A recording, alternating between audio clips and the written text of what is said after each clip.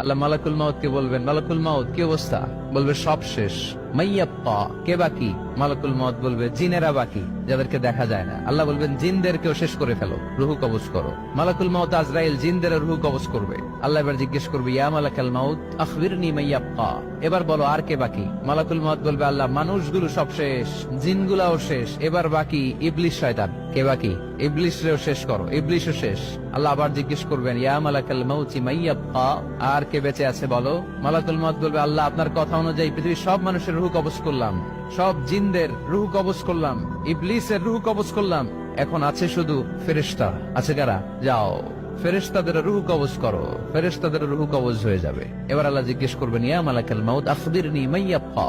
মালাকুল মাউত বলবে, আল্লাহ আপনার কথা মতো ধরে ধরে সব শেষ, ফেরেশতাও শেষ, 4 জন ছাড়া। কয়জন ছাড়া?